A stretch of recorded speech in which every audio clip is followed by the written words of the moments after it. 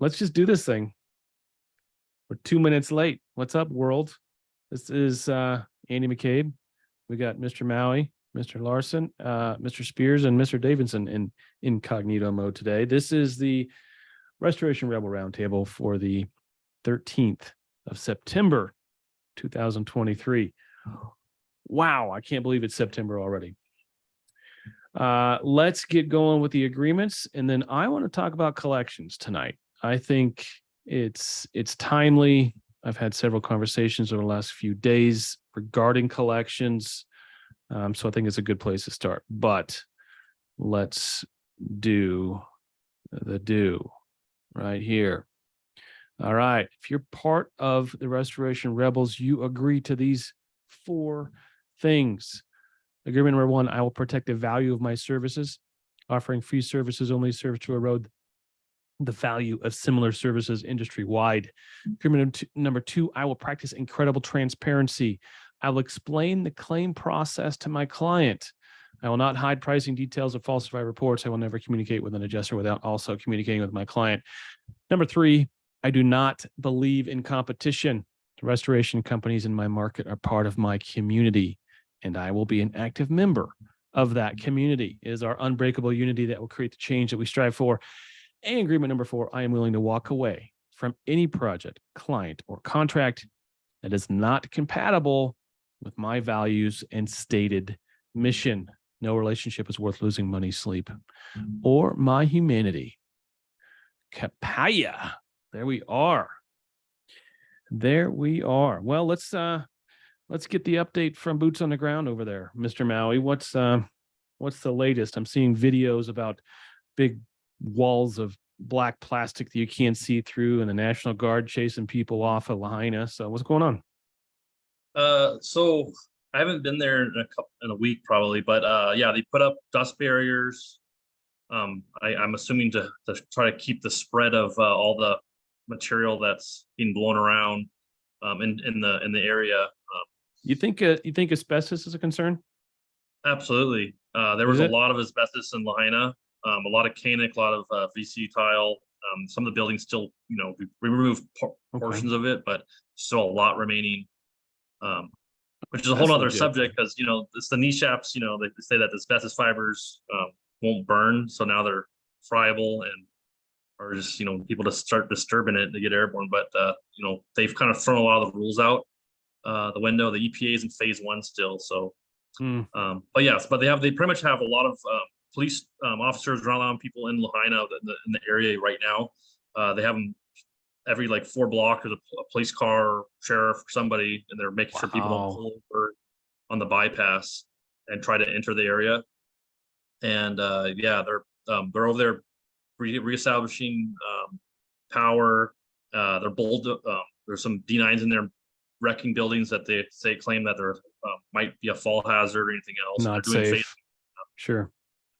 And they brought, I think I read somewhere, they brought 1,000 people in from the mainland, and gave them a crash course on how to HAZWOPER and all that stuff. And supposedly they supposedly hired 150 local people and did the same thing, but I don't know any of those guys. So man, I had to sit my ass in class for 40 hours to get my HAZWOPER, and these guys are doing it over lunch. I think they're doing 4 days or 3 days, yeah, or the lunch. Lunch and learn. Oh man. Well, there's some guys just. Go ahead. I said, yeah, it's still shut off. We're just waiting to see what happens. Okay.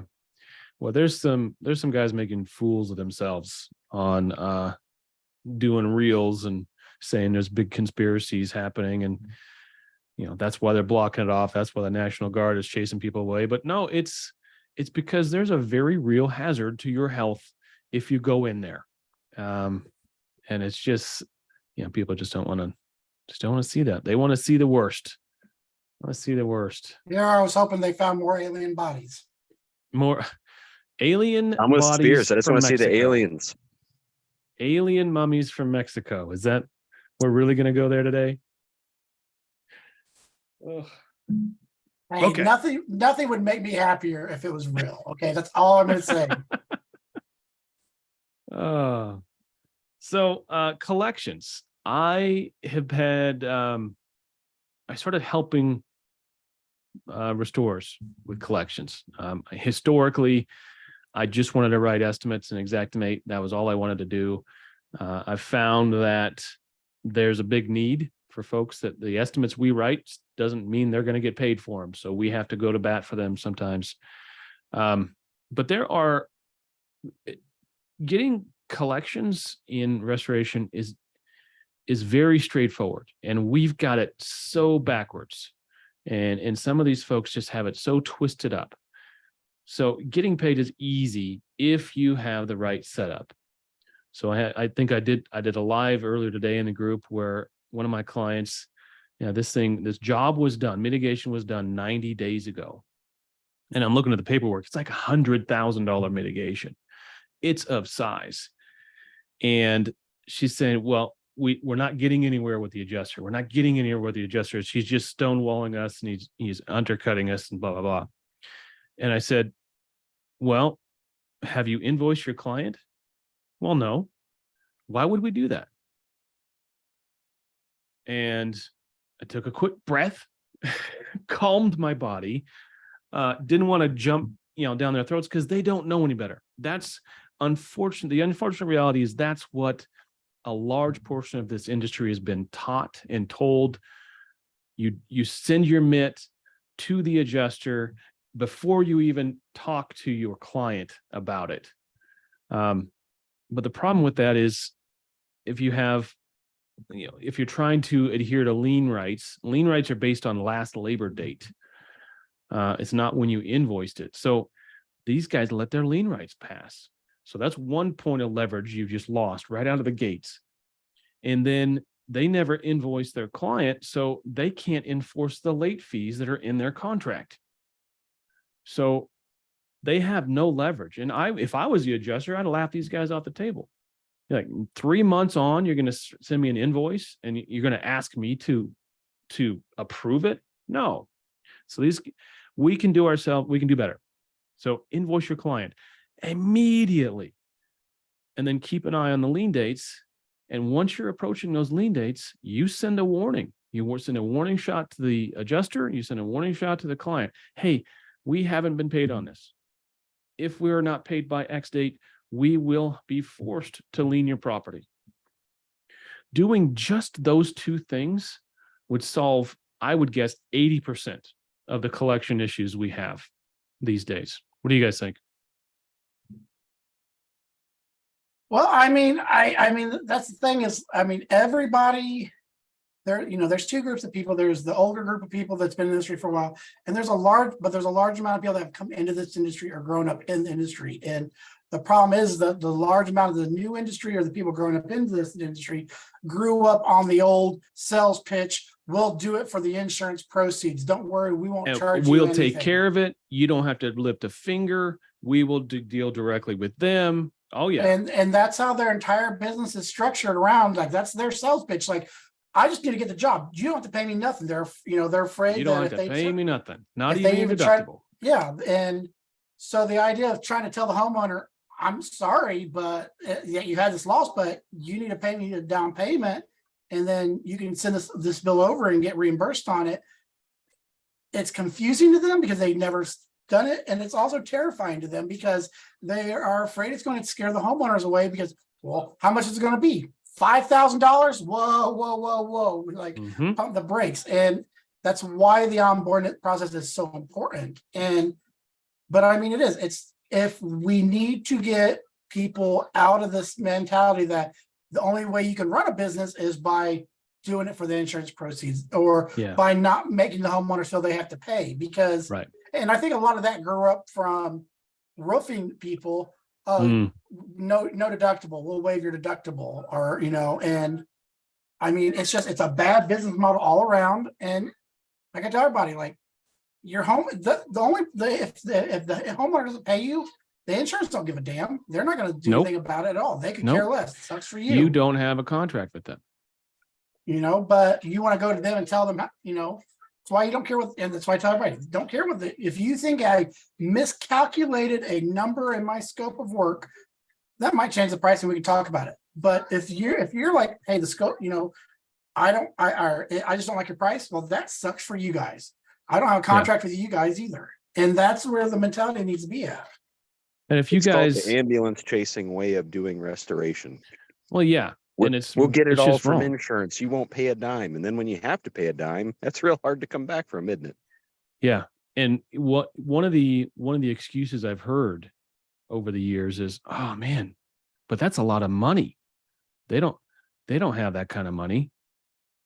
And it's like we feel that the restorer feels guilty because $25,000, that's a lot of money. That's a lot of money to a lot of people. You think a furnace guy feels guilty when their furnace goes out and they say it's going to be $5,500 for a new furnace? They don't give a damn. And if you truly feel guilt because you feel your mitigation is too high, maybe your mitigation is fucking too high. Maybe you need to look at your process. If you believe your own bill is inflated, well, don't send it out. Adjust it down to a reasonable amount and then send it out. But don't be scared of holding the client, the insured, ultimately responsible to pay your bill. Something that I wanted to ask, I'm not sure if it was covered when I stepped away, but a lot of like I've never had to lien a property before. Usually, eventually get paid, even though waiting like 30 days or whatever. But what's the process on that? Is it per state, or do you have to always have a lawyer involved to do it, or is that per state regulations as well? No, it varies. It's per state and per policy. But yeah, state to state depends on, it's part of your contract package. You have to, most states, I don't know if any that don't require you give prior notice of right to lien. You build that into your initial contract package. Everyone has to sign. But then a number of days after that you haven't been paid, after your last labor date, that varies. In Oregon, I think it's 72 days. You have 72 days from when you file the lien to when that lien expires. So you have to move to perfect that lien before that day of 72. And that's state to state. And it's also important that everybody checks on it because like in Indiana, it's not the last day of labor. It's the last day of substantial work performed, because if I get all the recon done, I just have punch list left over. That's state to state. Mm-hmm. Yeah, like it's not just, oh, you signed the COS, we're done. Like last substantial day of massive amount of work done. But here's the other thing: is not just is it about billing guys. It's like I always tell you, we always talk about, Andy. People aren't putting the price on the estimates to make the contract legally binding to protect themselves, and I only know maybe on a handful of people that will do change orders on a mitigation project. Like we're all about change orders on recons, but guys, like give them a price. If that price is going to escalate beyond what you initially thought, a change order works just as well for the mitigation side, and everything. And like, it's how you have to protect yourself, because getting the homeowner on board to pay the bill is one thing. But if your legal contract's not going to support you as a business, then you're SOL all the way around, no matter what. Mm-hmm. Hey, Andy. Yeah, man. What's up, Andrew? I'm here, and listening to this, I come from a different background than you guys. Okay, I've been through business school and all this contract stuff and all this billing stuff and everything else. And what I'm realizing, even in what I do in the business interruption world, nobody knows what I do or how it's done or why it's important. But you always assume, at least I do, that everybody knows more than me. So everybody I go up against, I think, knows more than me. And as I find that out, that is definitely not true. So when I saw your post today, and I really believe that for me, everything I'm trying to do is educate people. Because if they know what I do and they know how I do it and how it benefits them, who would not want it? Right. But when I saw your post today, I'm realizing that there are a lot of people that are coming into the business world that really don't know anything about business. And I think one of the best things, I mean, you guys are all talking about Xactimate and all this kind of stuff. That'd be like me talking about Excel and macros and all this cool shit you can do. But you know what? I think, and I'd be willing to work with anybody who wants to work on this, is a basic business course. I could do the business stuff and then you could translate it into, you know, restoration and contracting, and just have, okay, I talk about the basic stuff and then you talk about the more detailed stuff that they're going to need to know. And I think this is something that, you know, in seeing your post and listening to all this stuff, there are a lot of good people out there who are very good at drawing shit out and Tons. you know, repairing stuff, but they're having problems getting paid. And if that's something that we can do to keep the good people in the industry, well, let's do it. You know, let's do it. Because I might be really good at the business stuff, but if I go in there and try and dry people out and cut drywall and do all this shit, I'd screw it up. So I get paid, but I do a lousy job.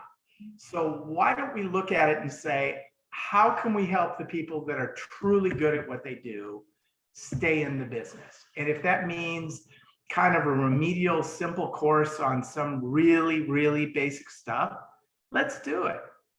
I think you're right, because I think there's a lot of guys out there that are tired of being the employee and they want to go ahead and be a business owner, but they're really good at doing the construction portion. But you're right. They don't know how to be good business people. They don't know how to ask for the money. They don't know how to get paid.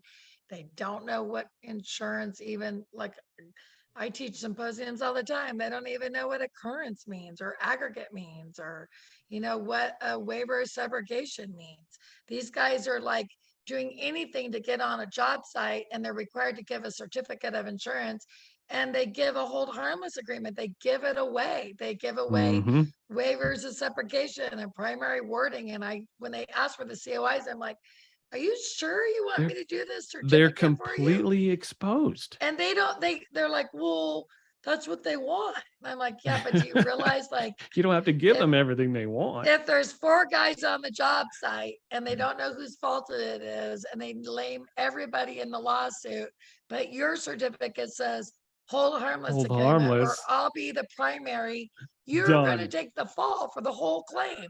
And they're like, that's what that means. And just so you guys know, the result is you go out of business.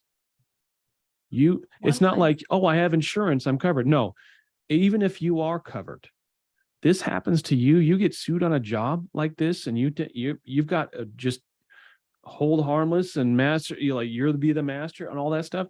Your business ceases to exist. It will destroy you. I have guys every day who will tell me, I'll say, do you use subcontractors? And they'll say, yeah, I use subs. And I go, no, Chachi, like, he goes, well, I go, do you get certificates from them? He goes, well, I 1099 them. I'm like, oh, okay, God. That's tax world. I'm not the IRS. In insurance world, that means that whatever goes wrong, you're the fall guy. Are you cool with that? That's so scary. Whatever they screw up on, it gets to be your claim for 5 years, like a DUI on your record. Are you okay with that? And they're like, well, no. I'm like, well, then you're not going to play Mr. 1099 guy. So this, you don't even know what that means. This PDF comes from, shout out to Ed Cross. This is part of his gigantic collections package. He's got a whole book, Restoration Collections Toolkit. And I recommend you go to edcross.com to download that. And if you're interested in assignment of benefits, get that while you're there. So I think this sums up our problem. What we're talking about is we have unsophisticated non-business people getting into this business, and they need help because they're not going to last long if they have bad contracts. So it starts with a good contract. Like, does your contract say all these things? Does it state legal obligations and enforceability? Does it make sure who the financially responsible party is, i.e. the insured? Do you have accurate billing and payment defined? Do you know does your contract include what happens if we have to collect this money? Just those three things. If your contract isn't enforceable, you got nothing. You got nothing. Well, and I think a business class thing, like what he was saying, would be a good idea because, and by no means do I mean to offend anybody when I say this, a lot of people that are in this industry grew up in it, whether it's on mitigation in there, and whether it's mitigation or on reconstruction. I was a guy, I did drywall. I made connections. I went out on my own. It's been successful. I added painting. Next thing I know, I met up with somebody that does floors, and they build their business up that way. And they never actually went to school to actually know how to run the business. And it's like me and Andy always say, you need to know your numbers. Like, what is your overhead? I think a lot of the reason why the default pricing on Xactimate for so many people is what they have to run off of, and why they've settled on 10 and 10, because most people have no clue what we're asking when we say, do you know your numbers? What is your overhead? People and don't they don't have understand. any idea. And it's because you need to take a class in business. Yeah. Well, there was a guy at the What's up, trade Abby? show. Good to see you. There was a guy at the trade show at the Experience this weekend in Ed Cross's symposium. And he was asking, is there anyone here that feels comfortable raising their hand if they like working with a TPA? And this nice fella stood up and he raised his hand. He was one of 500 or however many. And he raised his hand and he said, he went through a litany of questions and he got to the end. He said, do you think you make a profit with the TPAs? For some people they do. And he said, yeah, I think I make about 3%. And the whole crowd, like, you couldn't gasp because you felt so bad for the guy, but he was pretty confident and comfortable and satisfied that he was making 3%. Well, I'll take 3% of a billion. Right. But 3% of, if he's a small time operator, he might be doing $1 million. Oh, you can't live on that. And it is, it's one of those things there. Everybody's it is. It's a lot of people don't know what information even they're supposed to be giving out. Most people don't even understand how to calculate out what their operational overhead is. And they're like, hey, they said on 10 and 10, fine. Hey, we pay our bills. I pay my bills and I make a little bit of profit, but they don't realize that in a properly ran business format, they should be way up here and they're like right here, Joe, are you telling me that I've been cleaning carpets for 25 years and I know how to move a fan around a room? You're telling me that I just can't go do this work? That's what everyone, that's why we got so saturated to begin with.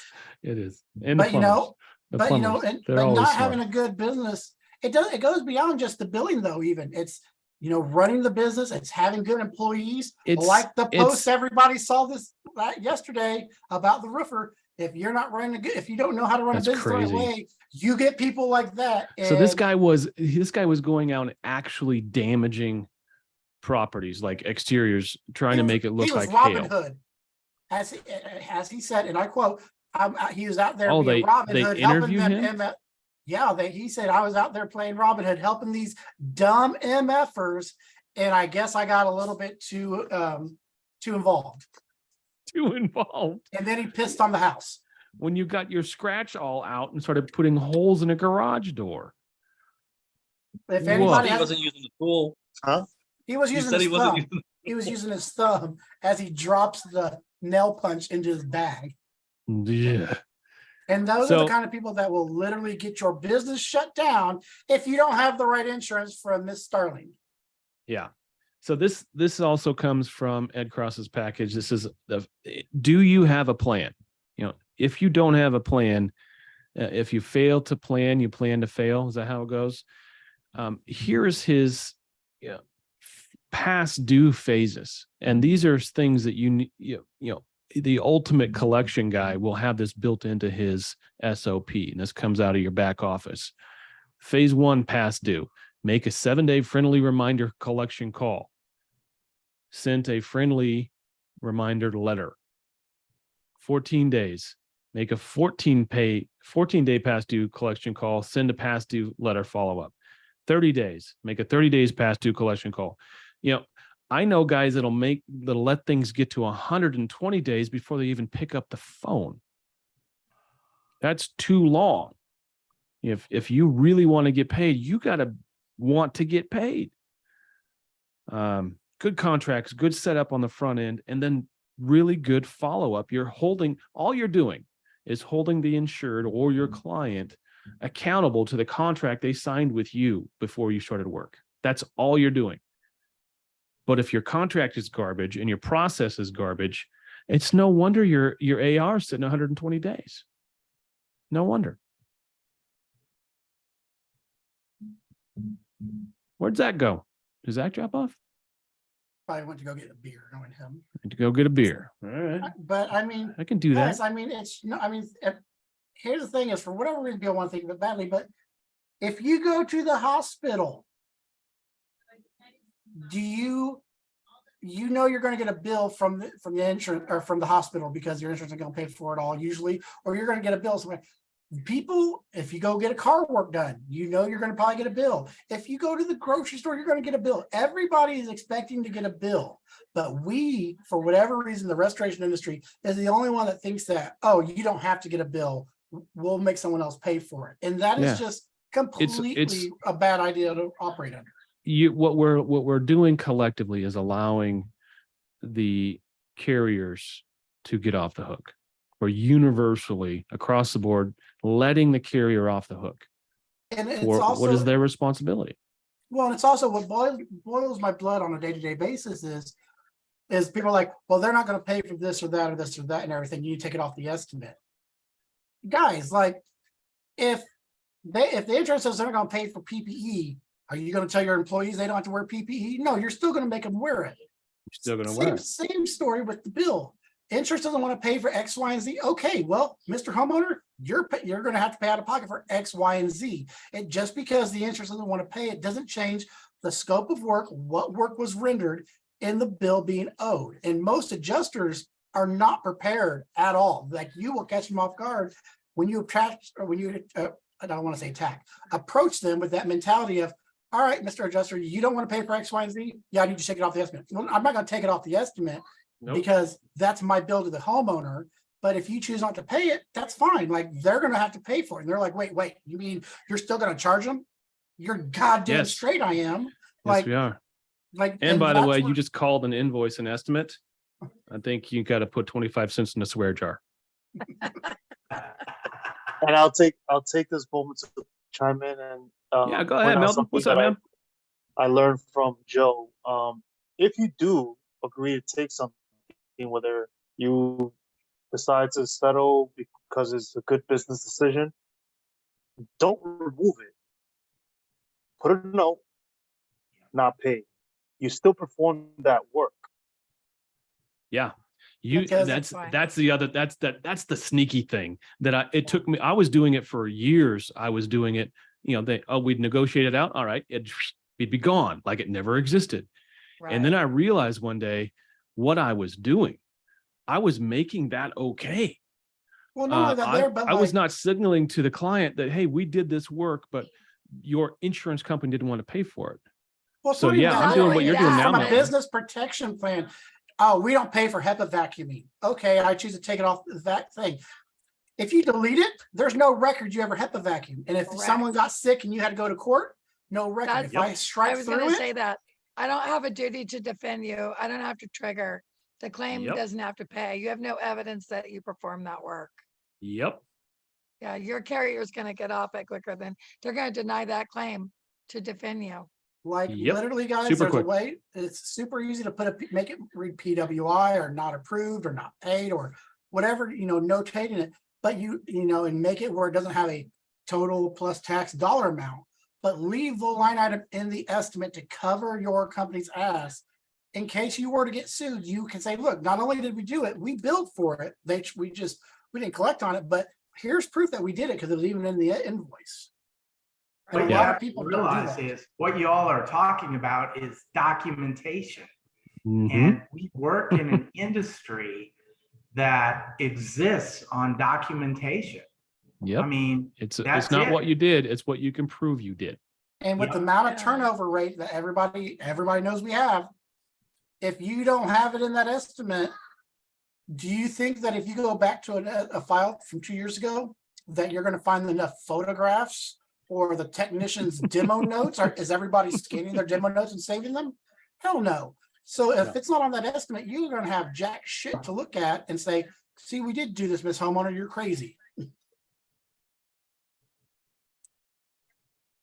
And I absolutely love when I like, because what I do is I'll change the trade or the category, the coverage on my estimate from insurance approved, client responsibility and all. Oh, you'll show under different coverage? Okay. I'll show it under different coverage so the homeowners can see, here's how much I got to pay or whatever. And then I'll send it to the insurance. You want a copy of the invoice? Here you go. Oh, you need to take this and this off. No, I Unpaid don't. balance, unpaid balance. And Yeah, like- guess what? Guess what? That's how the hospital does it. You get an itemized invoice. The hospital says this is what your insurance Called an company paid for. Explanation of benefits, also known as an EOB. EOB. Explain the benefits. Yeah. Do you have an EOB into your? I don't know anyone that does, and I never had one, but that's a great idea. That is a great idea, Andy. But it is, I mean, it is, it's like I said, guys, I mean, Because then it says amount billed, and then it says insurance responsibility, patient's responsibility, Mm-hmm. unpaid balance. Unpaid balance. and here's the thing, guys, is, and this is, this is what sucks, and I understand why we do it and all, but it sucks, and you have to understand. A lot of times there's a lot of it. I mean, there's a fair amount of adjusters that just don't know shit, but a lot of adjusters, they're not denying your line item or telling you they won't pay for it because they just feel like it's their right to say how your bill reads.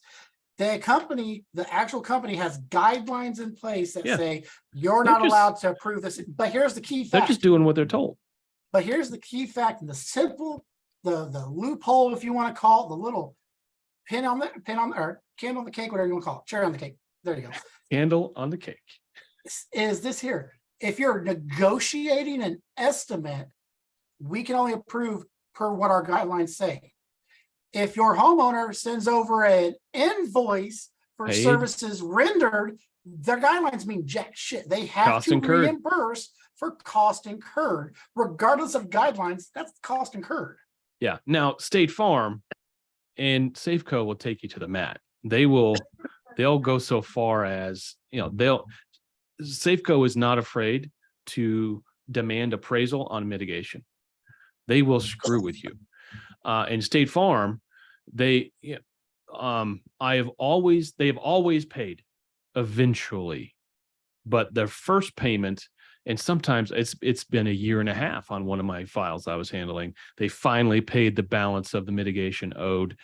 But they'll just go their comp. They'll just say, oh, here's our comp. We think this is what that mitigation was worth. And they'll pay on that and they'll sit on it.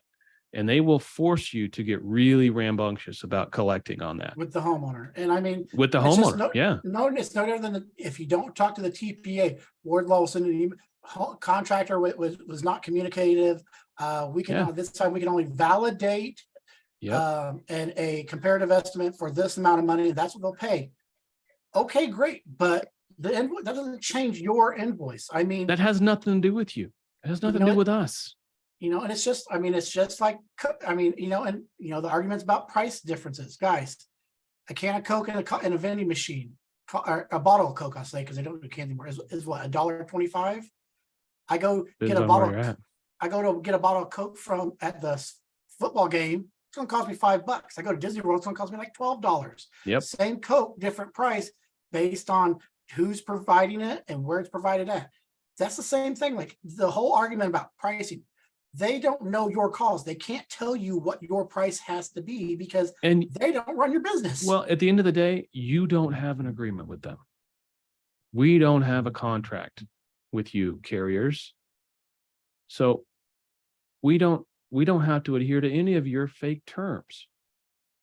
Our contract is with the insured. And Guys are that's so where bold. so bold, they're so rebellious, Yes. talking, Rebels. just So weird. You want to be paid what you're billing for. That's so weird. that's such a weird thing. So Jennifer, you haven't been Yes. on for a while. I How know, the I missed hell you. was the experience? Well, it was in Las Vegas. Hot. It was hot. Spin It's City. there's a big change coming now because the previous Oh, leadership is left and it's been bought by R&R magazine. okay. So it's very So different. R&R is different from CNR. CNR is RIA. R&R is, wait, where's this magazine? CNR is, hang on. The CNR is the publication done by the IRCRC, the CNC. Okay. Okay. So not That's- CNR. Okay. I believe it's R&R. Am I wrong? Okay. No, there's two magazines. I'm just never. So Larry and Jennifer and that whole team, Larry's retired. So bye, Larry. So Larry's left. And now it's going to be taken over by BNP, I think, publishing. So we'll see what happens next year. So what are They the do have chances that the another show that's experience just coming goes up. away? No, No, it's not going to go away. It's gonna be a thing. Okay. The difference It's still between, going to be a thing. They're going to have the next show in Nashville. No, Chattanooga, Tennessee in April. So for your Chattanooga. East Coast people, they can thing- gear up to go see that. That'll be the first show under the new name. the biggest thing about the experience that I've always explained to people is like the RI conference is pretty much all networking and stuff like that there. But the experience is where I don't think the experience will ever go away because the experience is where the big boys, Dries and Phoenix, come and they show off all their fancy new gadgets on top of the networking experience. Well, I of it as think well. the greatest thing about the experience show, which I've mentioned before, is that they really are an all, everybody has to put their sword down. So it's made up of 10 or 11 different associations. Everyone's welcome to come. There's nobody's not welcome. Some people say like, well, I don't want to go there because the Carpet Cleaners Association is there. It's not a The- club. Yeah. The Flooring Association, it's really not the boys club. Everybody gets to show. They make the show super duper affordable so you can bring your techs with you. Oh man. I mean, I Just- almost went last minute with no plans because It's always so a good cheap. show because the entry is like, if you just want to watch the exhibit floor, it's $20. They always have a lot of really good classes that you can take that are very informative. Like I said, the exhibit hall is open to everybody for free, I think. It was a good show. I mean, it was a good show. It was their last Did you show. did you attend Ed Cross's session? I did attend. Okay. that. How was, because that was it AOB focused or collections? No, it was custom pricing focused. So he did a couple different things. He had one thing that's called like the cross check where he puts all the people up there that are his people. Okay. I wasn't Yeah. one of them. Oh, It's okay. your name's so not he Mike put- Fulton. So no, I just think it's really important if you're going to represent having an insurance brokerage that's going to help support the contractors. It should be a broker that actually wants to work directly with the contractor, not work with your local agent. So you're still keeping another middleman in there. I Mm. like to be one-on-one with the contractor. So Yeah, that's as you why, should be. thank you. But I mean, I got a lot of really good feedback from everybody. They all really liked it. And then afterwards he did an 8-hour course with a panel. And then this third day, I think he did 8 the one that hours. Oof. I had some positive responses to it. And then I had some others that was like, that was a little too much Ed. So I'd need love some you, Ed. straight cocaine to stay Yeah, awake that I long. love you, Ed. No, he was bouncing around. So he was, so. Speaking of he had a great- cocaine, no, I'm just kidding. Just kidding, He Ed. had a bunch of people on his panel that were extremely knowledgeable and been in the industry a long time. The fourth day. He's got an amazing team. Yeah, the third day he did the whole thing on the TPAs. Okay. And everybody just did a really good job listening. He was very diplomatic with what he was saying. It was a lot of talking about pricing and getting paid. And Was there you know, any make- was there any takeaways, like actionable takeaways?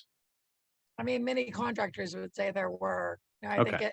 if they were listening to this show as often as you were kindly gracious enough to put it on, a lot of the information would be very redundant because I'm sure it felt would. like I felt like if everybody in that room was listening to you guys preach what you've been preaching for the last 2 years, there wouldn't have been no reason to have everybody sit in there for an hour. They'd already So, know.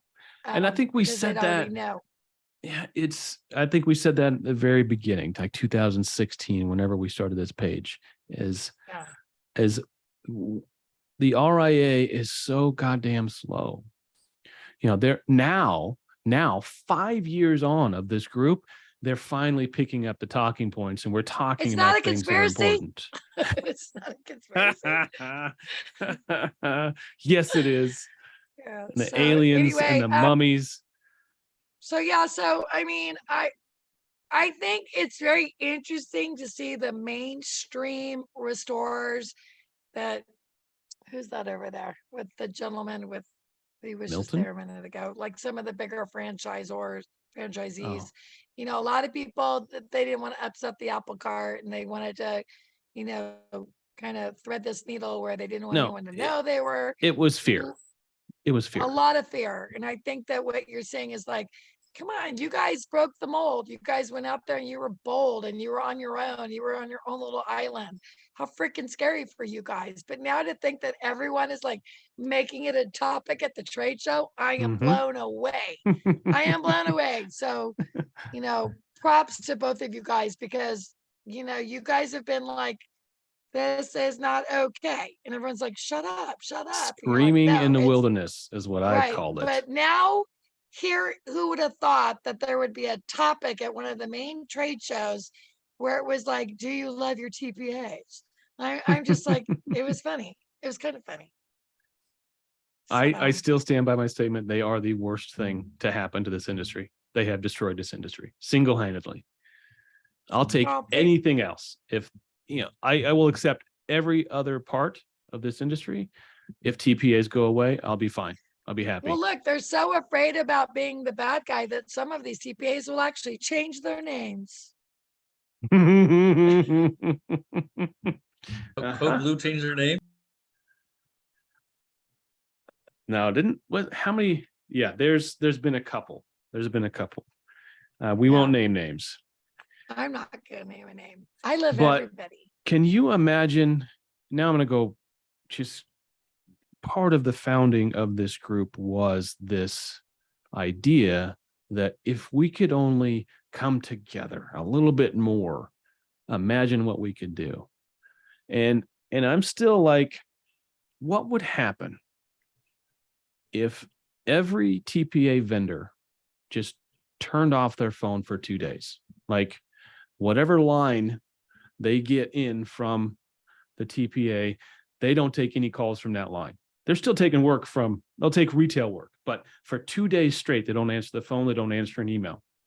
What happens to that entire system? It implodes. Big fucking hiccup. And it You actually can't ignore something like that. Sure. And it actually, you can see in some cases, these TPAs have went around and bragged about how they have a footprint across the country nationally, and they advertise, and that's what they pitch to get all the claims work.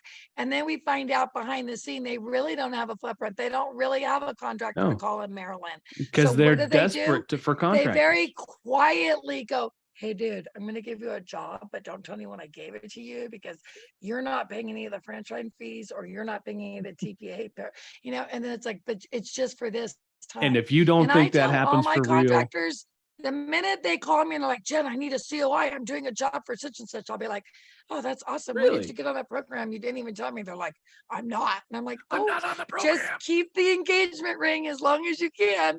Like, just keep telling them, yeah, we're going to evaluate in fourth quarter. Yeah, just string them on. String them on and just let them keep giving you the work, because if they don't have somebody there, you might be like one of those other franchisors where they decide that they're going to split your large territory because they can justify it to make you go away, where they can split it from 1 to 3 and pay you to go away. That's what they want you to do, is say, okay, you suck. Or the other thing they're doing is they're trying to hunt down your subcontractors and trying to get them to be your competition. And scalp them. Like, Yep. some Yep. of these TPAs have been really dirty. Yeah, rolling up. I haven't heard direct stories that's happening, but anecdotally have. I've heard that. So you've got a subcontract, and there's tons of guys that operate as subcontractors to restoration guys, and you get somebody coming in and say, oh, I see you did work at XYZ. Oh, you did pretty good job. Would you like more of that work? And can you Done. imagine your own subcontractor becomes your competitor? Because they saw your Happens. COI that you got from Happens. your sub, as if Happens. some of the TPAs have required them to do that, is Mhm. to provide what subs are you using? Can you imagine if you found out if your own sub had gotten a phone call from your rep, you'd lose your mind. If one of my subcontractors did that to me, we would have words, and they would not be nice ones. That's a culture problem, and your culture extends beyond your four walls of your business. It goes into your subcontractors too. So if one of my subcontractors did that, I would say that's a failure on me.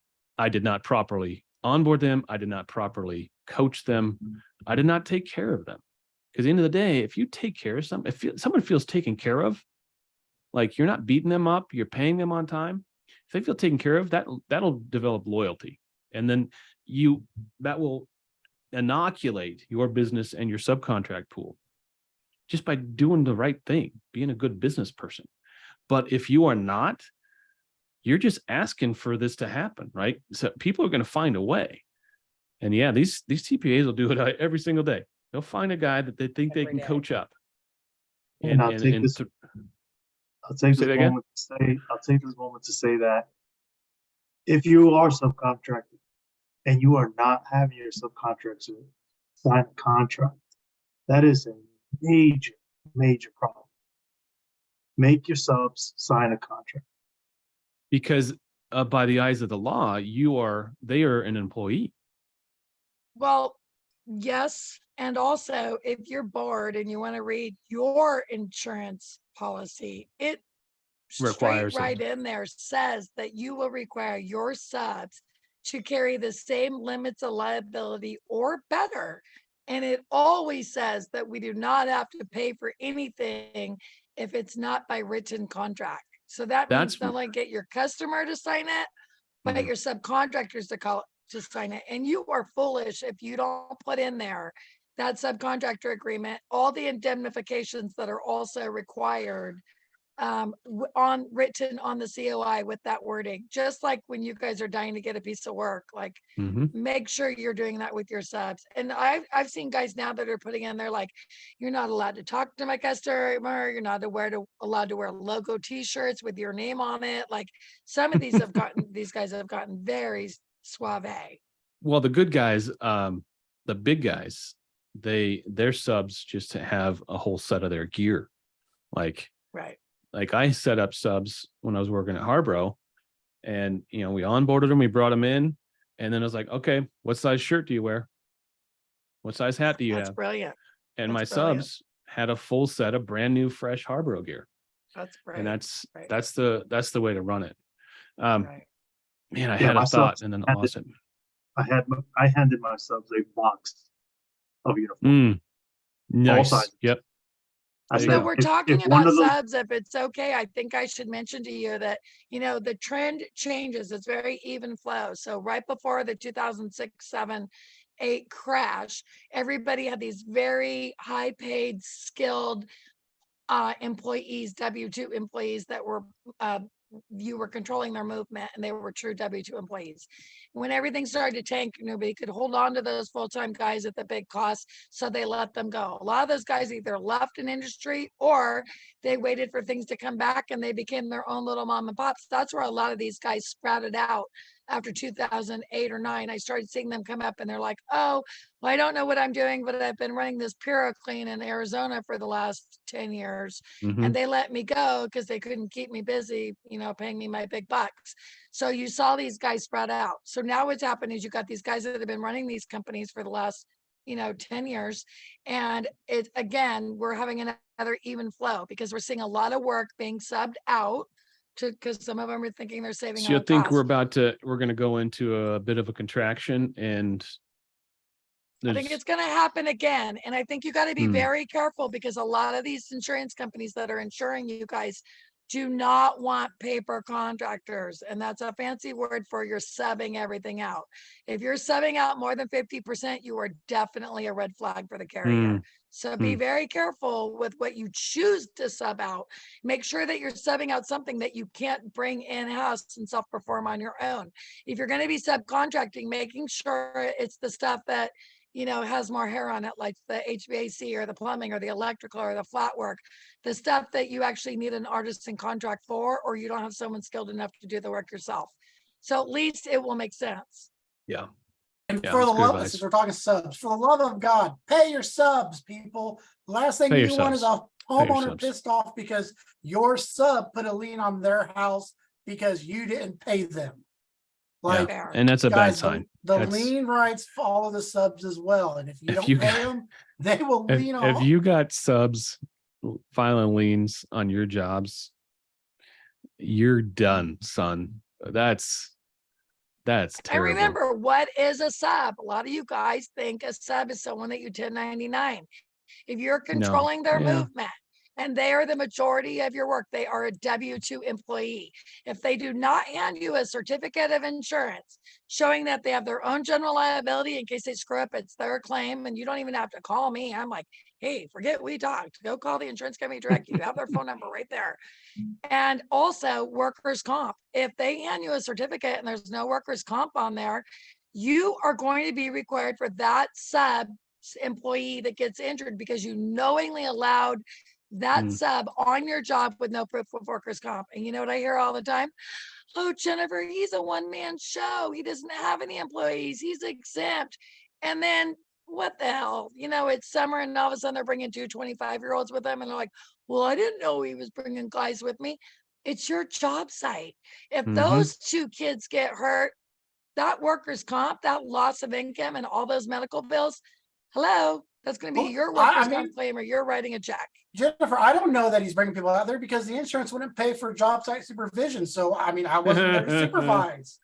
Yeah. They said it wasn't complicated. There was no Yeah. need for supervision. Yeah. If only their lack of paying it took away our liability for it. Sure. Oh, you mean even if they don't, I still have to do it? Then why take it off? Yeah. Why take it off? Abby, you haven't been around for a while. You hiding? Well, you're in witness protection? What happened? I've just been busy. My daughter started school back and 6th grade is kicking my ass. Oof, 6th grade. Oh man. Yeah. Fractions. But we've been busy. Thanks, Ed. Good. Well, busy's good. Yep. Well, I think that's all we got. I think we covered a lot of ground. Another shout out to Ed Cross. If you want those contract packages, he's got all state by state restoration contracts. He's got I think they're the- $8.99 and you get 3 or 4. You get the subcontract collections book agreement, and then the work AOB. authorization agreement. Mhm. Yep. I'll use this moment to plug in that at Cross, we got to get licensed in New York. I'm still waiting. There you go. All right, Ed, get your ears on. You Also, heard it I here. have to give a plug too. If you sign up for the RIA, the Restoration and Industrial Association, Yes. for all you newbies, if you sign up for the RIA, they do provide you some subcontract agreements and customer agreements that you can get on their Yep. website. There's some stuff As in soon there. as you become a Plus member. the RIA position papers, which I use every single day.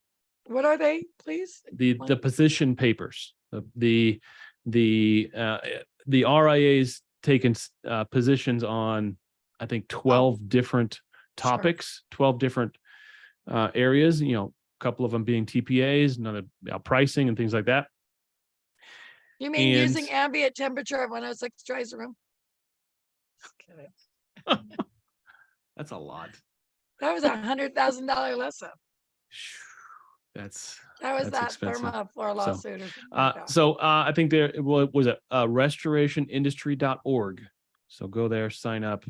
Otherwise, good to see everybody. It's been awesome. We'll see it next week is going to be up in the air. So Joe, let's figure that out because I'll be in I might be- Arizona. I might be coming from Boston or Maine because it sounds like I might have to go. I've already been prepped that I might have to go out if Lee hits pretty hard up, and Lee's going to kick a lot of ass. it's over the next couple of days. 1,100 miles wide. Jesus. Did they Well, run Where's out it of gonna go? categories yet? Where's it gonna hit? Maine? Maine, from pretty much from New Jersey, or not New Jersey, from Massachusetts all the way up through Maine, just on the coast though.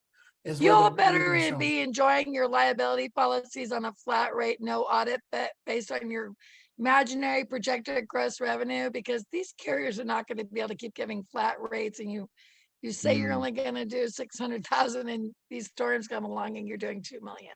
So enjoy it while you can. Yes. All right. Be good. See you guys next week. God bless. Bye-bye.